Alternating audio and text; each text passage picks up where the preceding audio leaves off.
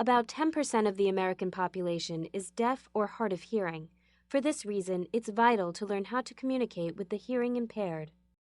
For the 28 million Americans who are hearing impaired, communication and comprehension can be a daily struggle. You can help ease that burden by being knowledgeable about hearing impairment. Sound is a very important sense. It is how we initially become aware of the world, and it is the method through which we learn to speak. Even unborn children respond to sound. People who are deaf or very hard of hearing cannot do many of the things that we take for granted. They can't respond to a fire alarm or a doorbell, or answer someone who speaks to them from behind. There are 3 basic types of hearing loss, and each has different results.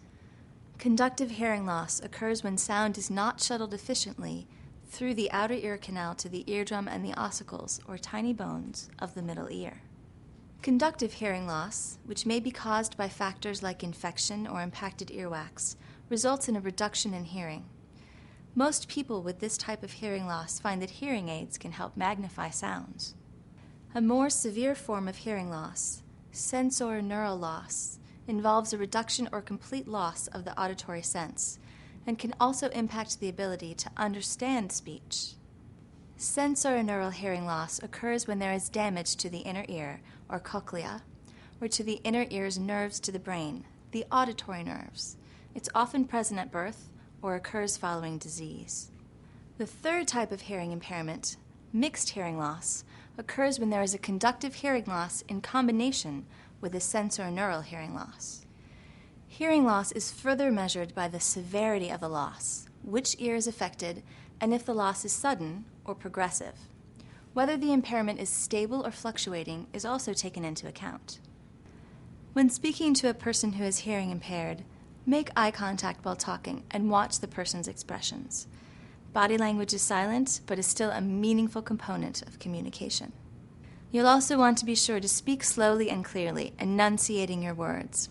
It's probably a good idea to raise your voice slightly, but don't shout. If you're conversing with a person who is hearing impaired, be sure that the conversation is just that. Allow the other person to speak and gesture as well. And keep in mind that you can talk with gestures too. Even if you don't know sign language, using your hands to demonstrate meaning can be effective. Finally, find a quiet place to converse if at all possible. Because many people with hearing impairments use hearing aids, which tend to pick up background noise, a quiet area can make a world of difference. By being aware of hearing impairments and making an effort to converse and interact with people who have them, you'll make a positive impression on both your lives. Want to learn more? Check out other videos and sources on this site for more information.